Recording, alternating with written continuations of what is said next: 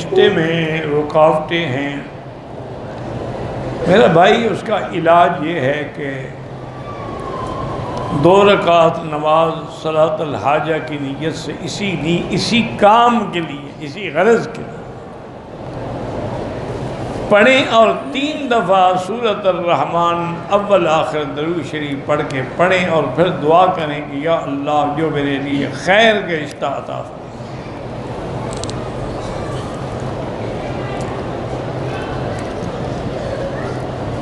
ہماری زمین پر کسی نے ناجائز قبضہ کیا ہوا ہے، اللہ آپ کی مدد کرے۔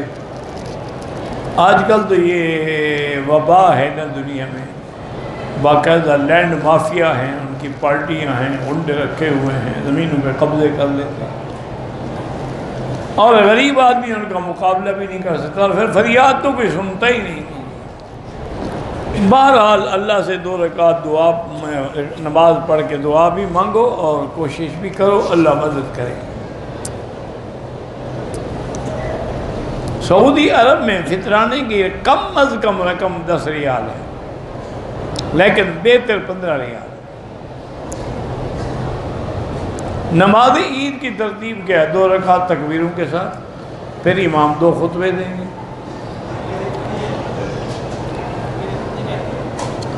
امام ابو حنیفہ رحمۃ اللہ علیہ کے لیے 6 تکبیریں ہیں، ان کی 12 تکبیریں ہیں، پہلی رکعت میں 5 اور دوسری میں 7۔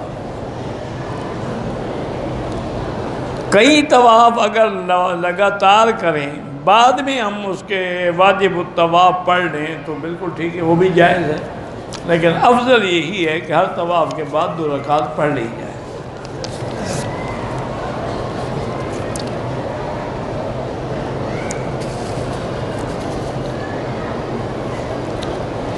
میرا بھائی، کھانے کی بات یہ ہے کہ ایک تو حکومت کی طرف سے کھانا تقسیم ہوتا ہے،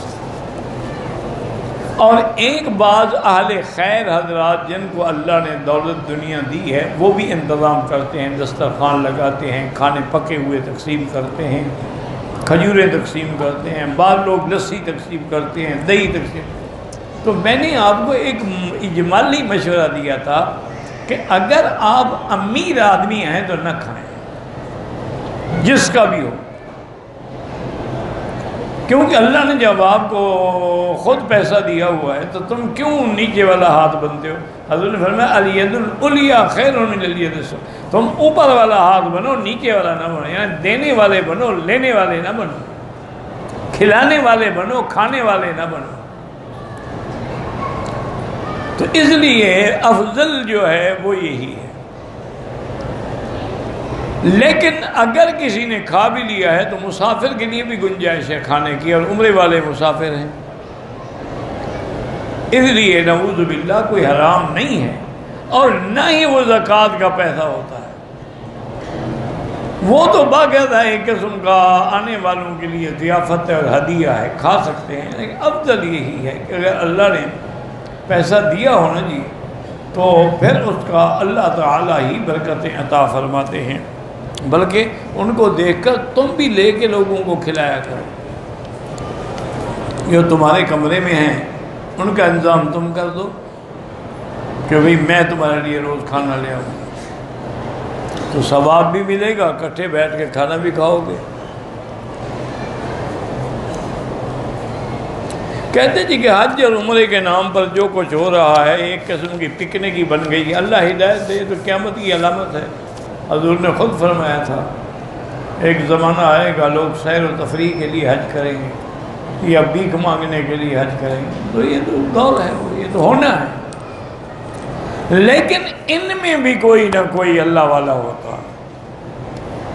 حضرت مالک ابن دینار رحمۃ اللہ علیہ ایک بہت بڑے ولی گزرے ہیں اللہ کے، ولی ان من اولیاء اللہ ہے، وہ فرماتے ہیں میں حج پہ آیا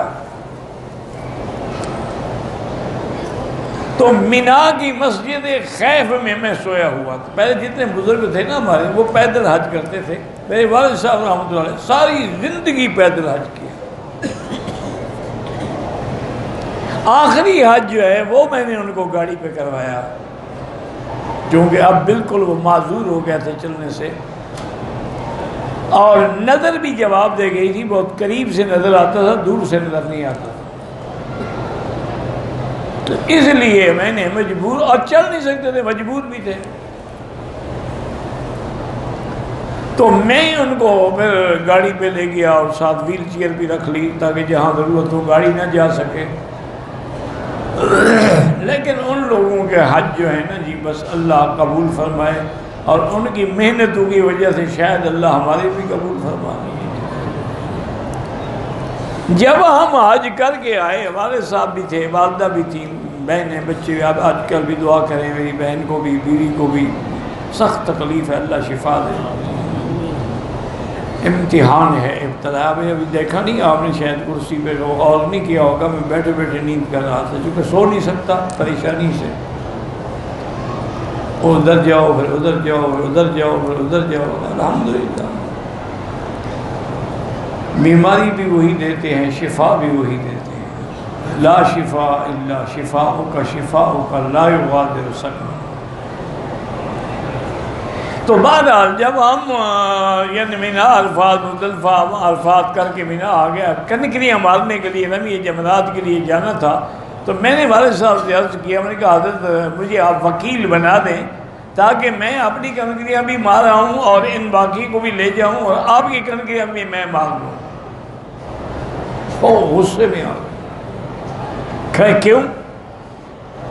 بلوچ لوگ تھے نا، بلوچوں کو ویسے غصہ زیادہ آتا ہے، ایک قبیلوں میں اثر ہوتے ہیں۔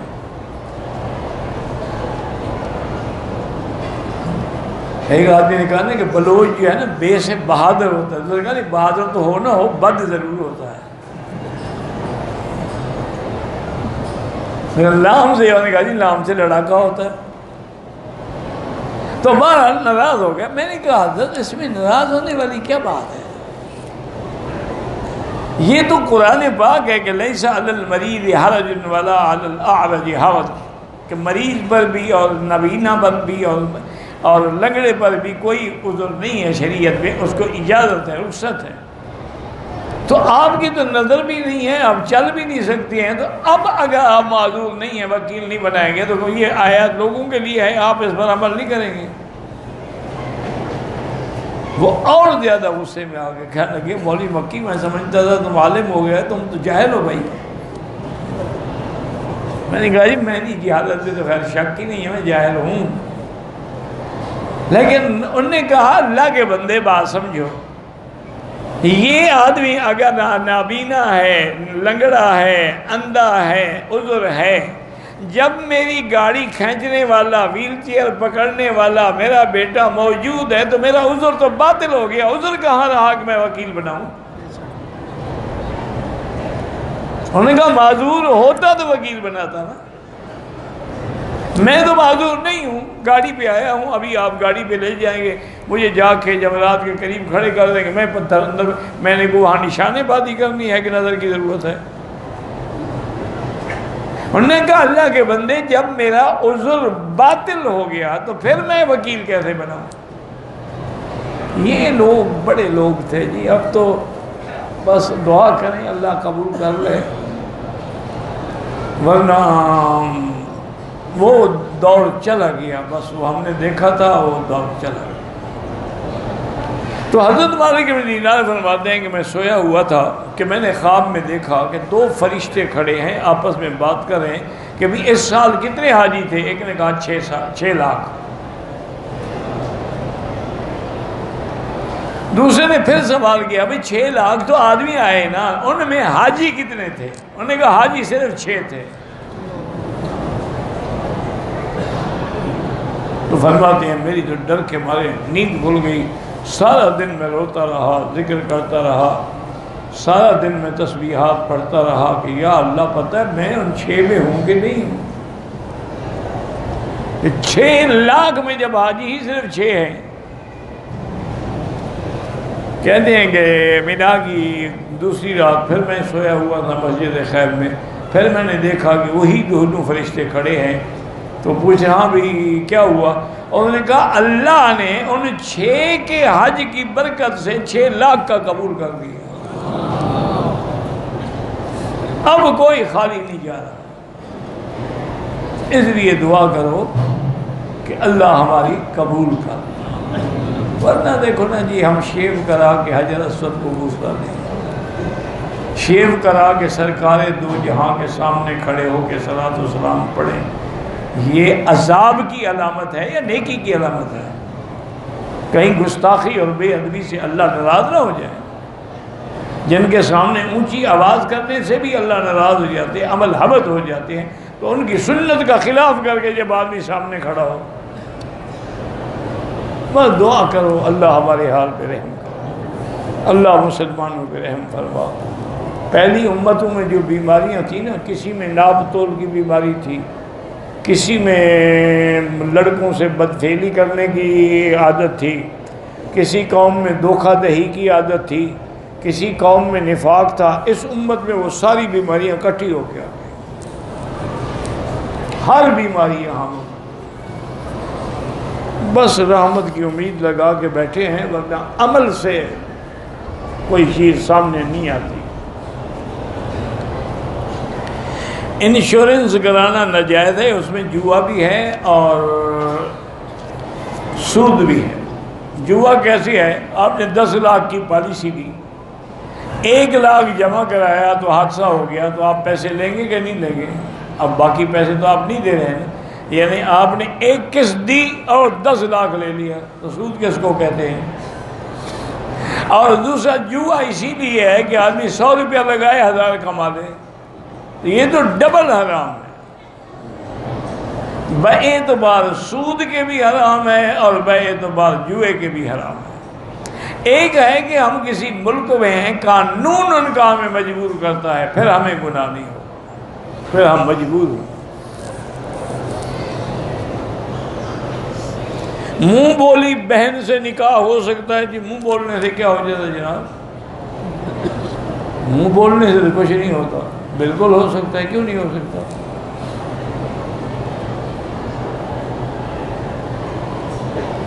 ایسی عورت کے لیے ہم عمرہ کر سکتے ہیں جس سے نکاح تو جائز ہو لیکن وہ فوت ہو گئے، تمہیں کیا ضرورت ہے عمرہ کرنے کی؟ اس کی دعا مغفرت کرو۔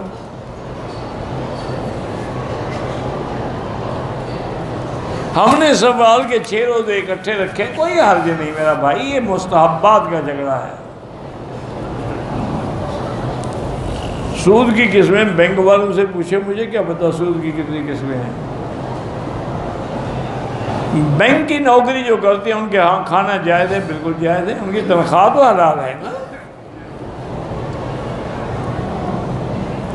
زکوٰۃ کے مال میں شادی کی رسمیں کرنا بالکل حرام ہے۔ ہاں آپ غریب لڑکی کو پیسے دے دیں زکوٰۃ کے، وہ اپنے لیے کپڑے خریدے، کچھ کرے، جہیز بنائے، بغیر حساب کے زکوٰۃ نہیں ہوتی۔ جب اللہ نے حساب رکھا ہے کہ 2.5%، پھر حساب تو لگانا پڑے گا۔ ہاں پھر زیادہ دے دیا،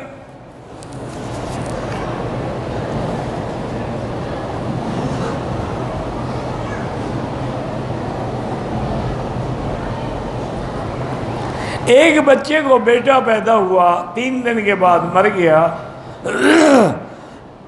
اس کے ہاتھ میں ڈاکٹر نے ڈرپ کے بعد ٹیپ لگائی تھی، دفناتے وقت بس اس سے کوئی تھوڑا خون نکل آیا، کیا ہو گیا؟ خون نکل آیا، پھر اب مردے کو وضو کرانا تھا۔ عجیب بات، زندہ کرتے نہیں، مردے کے وضو کا مسئلہ پوچھ رہا۔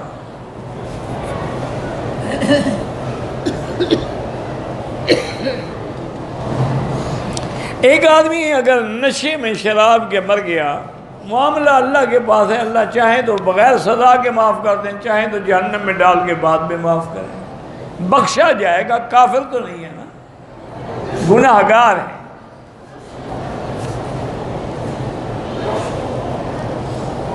طواف کے لیے ہم جا رہے تھے کہ میری بیوی گم ہو گئی، طواف کر لیا، پھر 9 گھنٹے کے بعد ہوٹل میں میری احرام باندھا ہوا تھا، پھر صفا مروا کر لیا، کوئی بات، درمیان میں وقفہ ہو گیا، کوئی حرج نہیں۔ طواف اور صفا کے درمیان میں وقفہ ہو جائے تو کوئی گناہ نہیں۔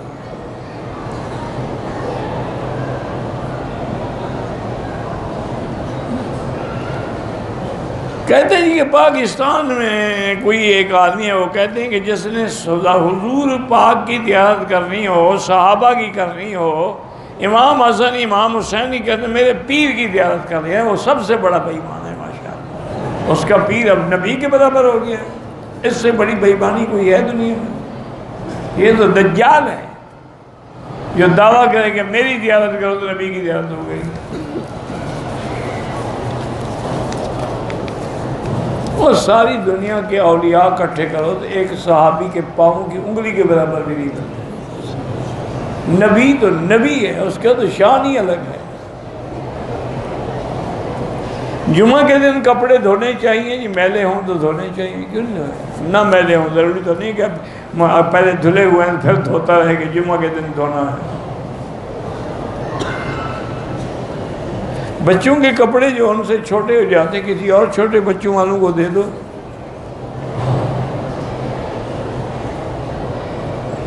میں کیا عمل کروں کہ دوبارہ اللہ لے آئے؟ اللہ سے دعائیں مانگتے رہیں۔ اور قرآن کی ایک آیت مبارک ہے، ان الذی فرض علیک القرآن لرادک الی معاد۔ یہ آیت پڑھ کے دعا کیا کریں تو اللہ لے آئیں گے۔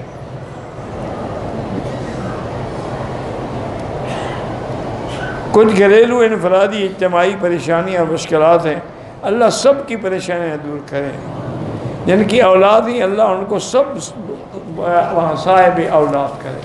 میرا بھائی یہ پریشانیوں میں ہی جب آدمی ہو تو خود دعا مانگے، کیونکہ اللہ کا وعدہ ہے اس کے ساتھ کہ امن یجیب المضطر اذا دعاہ ویکشف السوء۔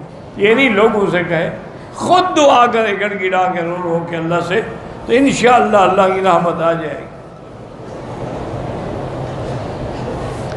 جو جنگ کافروں کے خلاف ہو وہ جہاد ہے، جو مسلمانوں کے خلاف ہو وہ فساد ہے۔ ایک موٹی بات یاد رکھیں، اگر جنگ ہے کافروں سے تو یہ جہاد ہے، لیکن مسلمان کے گلا کاٹے تو یہ فساد ہے۔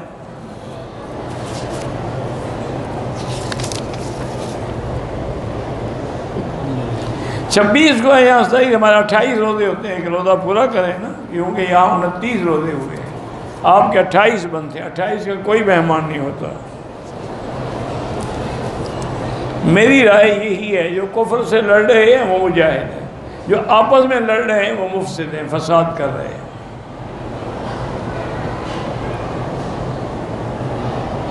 ایک آدمی نے مدینہ پاک سے احرام باندھا، طواف بھی کیا، صفا بھی کی، حلق نہیں کرایا تو دم پڑ گئے۔ حلق تو کراؤ نا پہلے، جب تک حلق نہیں کراؤ گے آپ تو احرام میں ہیں۔ چادریں کھولنے سے احرام ختم تھوڑا ہوتا ہے۔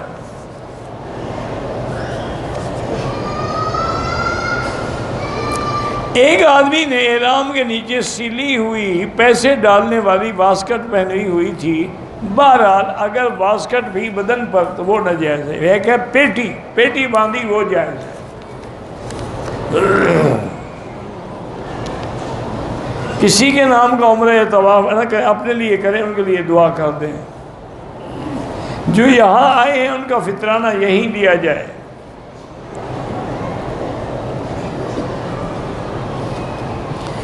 دوست کی فیملی پاکستان سے جدے آئی، ان کو لے کے مدینے چلے گئے، وہاں سے واپس جدے آ گئے، احرام نہیں باندھا، ان پہ کوئی دم نہیں ہے۔ جب وہ آئے ہی نہیں مکہ تو دم کیسا؟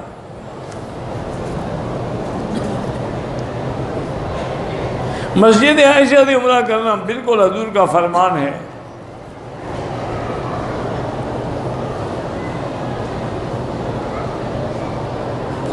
میں نے پہلا طواف تو مکمل کیا، دوسرے کا ارادہ کیا، 8ویں استلام سے آگے چلا گیا، پھر دوسرے طواف کے 7 استلام ہوئے، طواف ہو جاتا ہے، کوئی بات نہیں ہے۔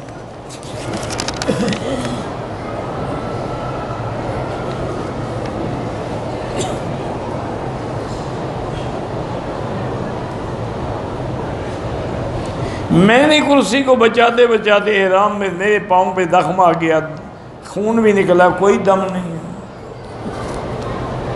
حج افراد میں طواف قدوم سنت ہے۔ میں مکے میں رہتا ہوں، حج مکے والے کریں گے ہی حج افراد۔ اگر مدینہ جائیں پھر آپ کی مرضی ہے جو حج کرنا چاہیں۔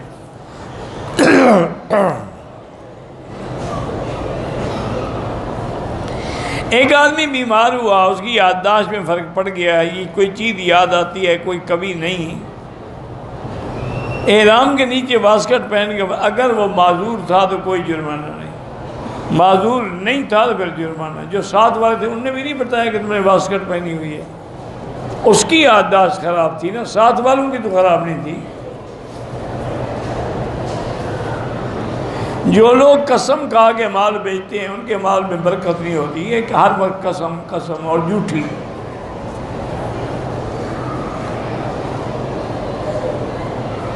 مطاف میں نماز پڑھے یا جہاں سے کعبہ نظر آئے تو بالکل کعبے میں ہو، لیکن دیکھے سجدے کی جگہ پر۔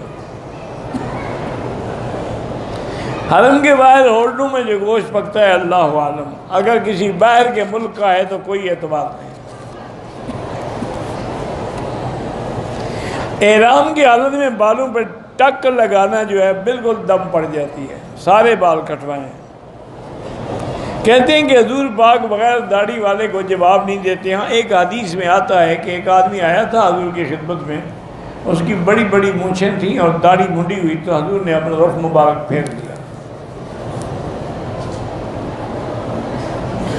مال جھوٹ بول کے بیچا جائے وہ حرام ہے۔ مسجد حرام میں مسجد نبی میں سوتے ہوئے کو خواب آ جائے، مجھے کیا پتہ کون سا خواب ہے، میرا پر نہیں، منکر حدیث ہو گیا، اللہ اس کو ہدایت دے۔ کسی عالم کی صحبت میں اس کو لے جاؤ تاکہ وہ اس کو مطمئن کریں، اس کے اشکالات کے جوابات دیں۔ مال کا جمع کرنا، زکوٰۃ دیتا رہے، خیرات کرتا رہے تو جائز ہے۔ عرق نساء کی تکلیف کے لیے کھڑے ہو کے پیشاب کیا جائے، ایک علاج یہ بھی ہے، باقی اللہ عالم۔ لین دین میں مقروض ہو، استغفار زیادہ پڑھا کرو۔ ایک دوست کی والدہ کا انتقال ہو گیا، اللہ مغفرت فرمائے۔ حنفی ہوں یا کوئی بھی ہوں، جب حرم میں ہوں تو عصر کی نماز مصر اول میں پڑھنا جائز ہے، فتویٰ اسی پہ علماء احناف کا۔ اگر اپنی نماز پڑھو تو پھر وقت پہ پڑھو، ورنہ امام کے ساتھ پڑھو تو کوئی حرج نہیں۔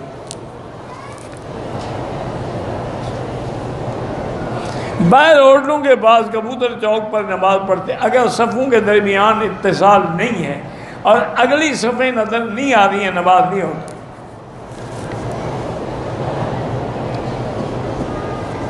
صحیح طریقہ حاضری کا یہی ہے کہ درود شریف پڑھتے ہوئے جائیں اور سامنے کھڑے ہو کے صلاۃ و سلام عرض کریں۔ بچے نے تولیہ لپیٹا ہوا تھا، احرام والا تولیہ باندھ لیا، نیچے والا تولیہ نہیں نکالا، کوئی بات کوئی فرق نہیں پڑتا۔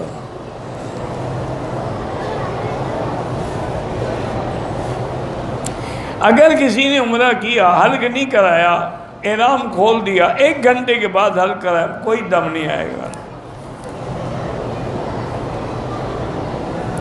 امیر آدمی اپنی بیٹی کی شادی پر بارات جو آتی ہے ان کو کھانا، بھائی بیٹی کی طرف سے یا بیٹی کے گھر سے کھانا جو ہے وہ جائز نہیں ہے۔ اگر اس کو عمارت کا شوق ظاہر کرنا ہے 2 دن بعد دے دیں، 4 دن بعد دے دیں۔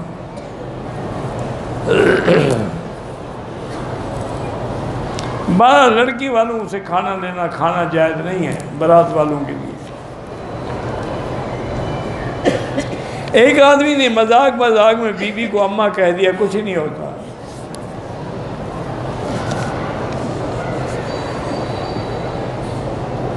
جو صفیں امام سے آگے ہوں ان کی نماز نہیں ہوتی۔ طواف کرنے کے بعد صفا مروہ دوڑنے میں اگر 2-3 گھنٹے تاخیر سے کریں کوئی حرج نہیں۔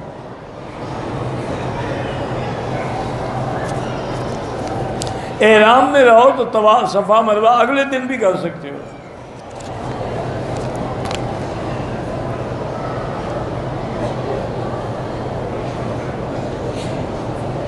بہرحال جو بھی صحابہ کے ناموس کے لیے کام کریں، سرکار دو عالم کی اتباع سنت کے لیے، وہ جماعتیں برحق ہیں۔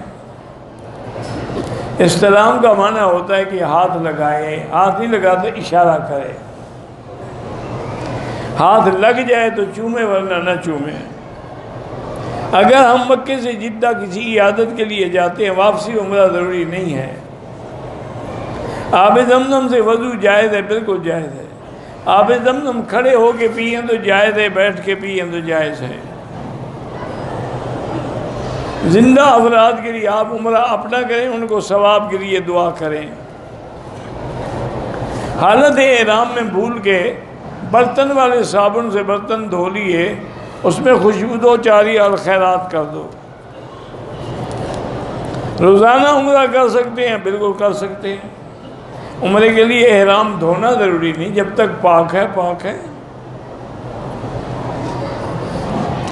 جس امام کا پتہ ہو کہ اس کا کردار ٹھیک نہیں ہے تو اس کے پیچھے نماز نہ پڑھا کریں، کیونکہ امام کے لیے ضروری ہے۔ حضور نے فرمایا فَلْيَؤُمُّكُمْ أَعْلَمُكُمْ بِكِتَابِ اللَّهِ، امام اس کو بناؤ جو عالم ہو۔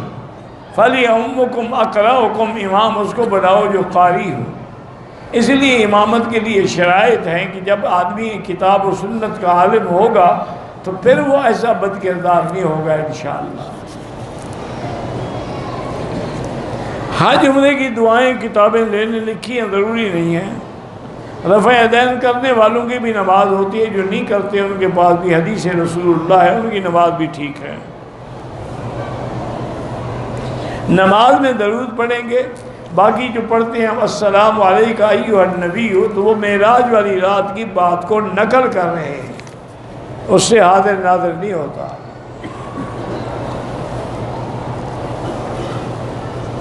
والدہ عذران علیل ہیں، اللہ شفا عطا، اللہ ہر بیمار کو شفا عطا فرما۔ میں چھٹی پر انڈیا جاتا ہوں، چھٹی میں لوٹتا ہوں، لازمی اوپر عمرہ لازم ہے۔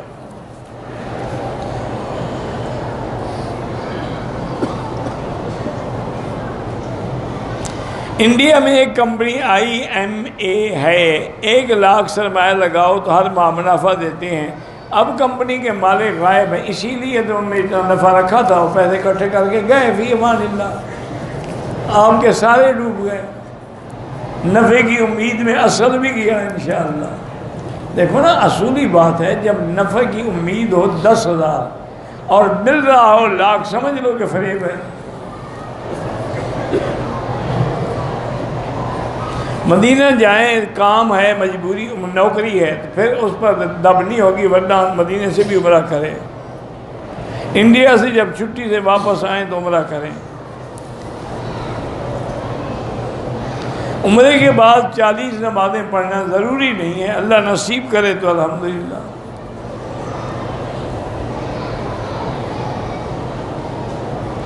میری بیوی حالت حیض میں بھی ہے اور احرام میں بھی ہے، اگر ایک بسترے پہ ہم اکٹھے سو گئے، سونے سے کچھ نہیں ہوتا، اور کوئی گڑبڑ نہیں کرنی چاہیے۔ فرض نماز کے بعد دعائیں قبول ہوتی ہیں، حدیث میں ہے دبر کل صلاۃ مکتوبۃ، ہر فرض نماز کے بعد دعا کیا کرو۔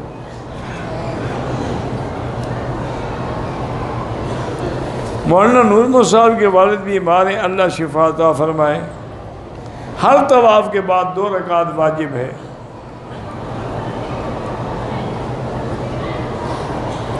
میں نے عمرے کے بعد دیکھا کہ پاؤں میں وہ چپس پتہ نہیں کیا بل گم لگا ہوا، کچھ نہیں ہوتا۔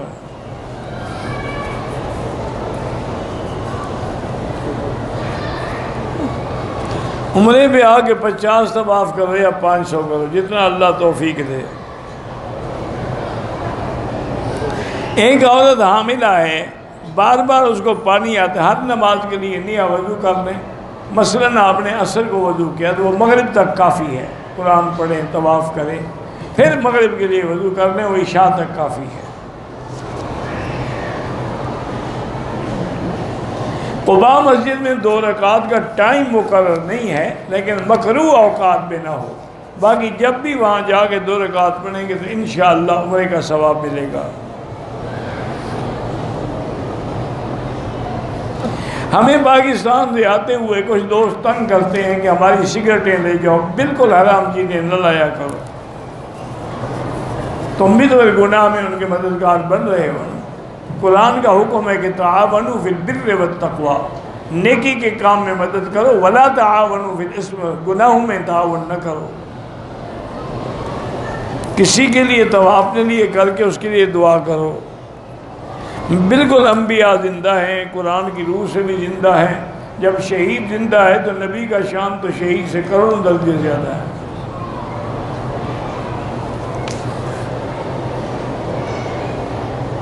بہرحال ایک روزہ آپ کے ذمہ باقی ہے تو روزہ رکھنا ہوگا. زیارتوں کے لیے جیرانہ وغیرہ ہے، مسجد عائشہ جائیں، جد احرام ضروری نہیں ہے. عمرہ کرنا چاہو تو باندھ لو.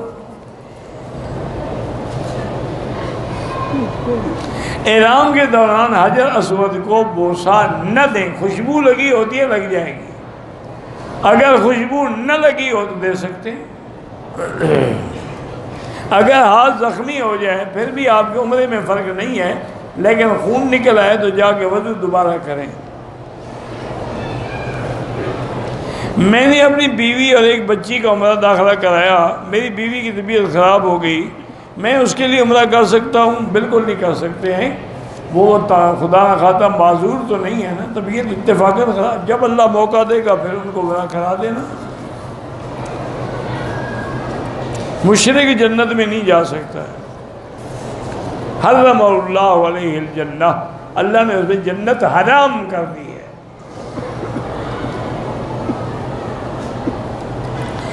جنت میں مدینہ پاک کے جنت البقیع میں دفن ہو. شرط یہ ہے کہ اگر عقیدہ صحیح پہ موت ہے تو وہ جنتی ہے. اگر عقیدہ صحیح نہ ہو تو چاہے وہ مکے میں مرے یا مدینے میں مرے. عبداللہ ابن ابی جو ہے مدینے میں نہیں مرا تھا، منافقین کا بڑا. اس کا تو جنازہ بھی حضور نے پڑھا تھا، وہ پھر بھی جہنمی ہے. توبہ سے گناہ کبیرہ بھی معاف ہو جائے، ہاں معاف ہو جاتے ہیں.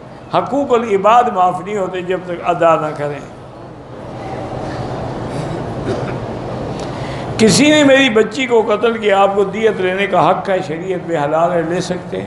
معاف کریں، تمہاری مرضی. عمرے کے طواف کے دوران پیٹ میں ہوا آئی تھی، مکمل یقین نہیں ہے یقین ہوا خارج ہونے کا تو الحمدللہ ہو گیا، بس وہم میں نہ پڑو. حجاب کی حالت میں عورت حجاب میں نماز نہ پڑھے، چہرے سے کپڑا اتار دے.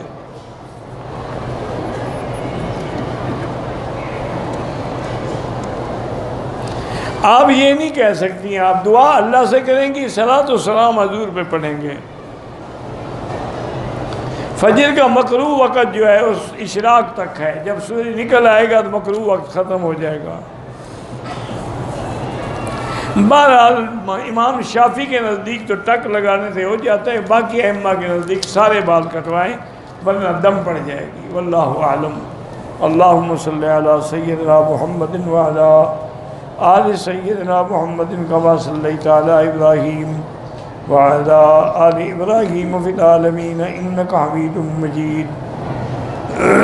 اللہم انت ربی لا الہ الا انت الاحد الصمد الفرد الذی لم یلد ولم یولد ولم یکن له کفوا احد. اللہم انت ربی لا الہ الا انت الحنان المنان بدیع السماوات والارض یا ذا الجلال والاکرام یا ذا الجلال والاکرام یا ذا الجلال والاکرام یا الہی الہنا الہ کل شیء الہا واحدا لا الہ الا انت. اللہم انت الميسر لكل عسیر وانت على كل شیء قدیر. اللہم یسر امورنا وامور اولادنا واولاد اولادنا وبناتنا وامور اخواننا وامور من اوصانا واستوصانا وامور المسلمین مع الراحة لقلوبنا وابداننا والسلامة والعافية في ديننا ودنيانا. اللهم انصر الإسلام والمسلمين.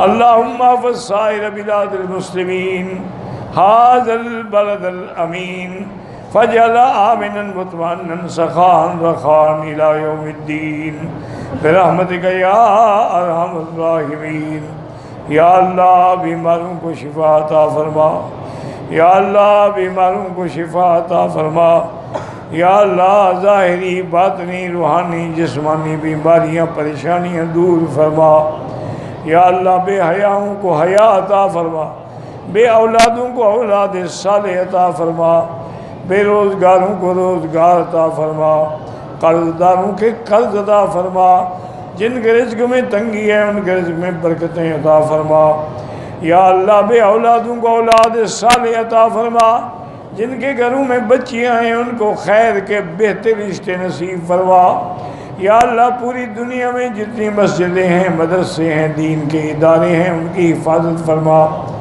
دین کے کام کرنے والوں کی حفاظت فرما، علماء حق کی حفاظت فرما، یا اللہ مسلمان فلسطین میں ہیں، حلب میں ہیں، شام میں ہیں، کشمیر میں ہیں، ہند میں ہیں، عرب میں ہیں، عجم میں ہیں، افغان میں ہیں، ان کی جان مال آبرو عزت کی حفاظت فرما۔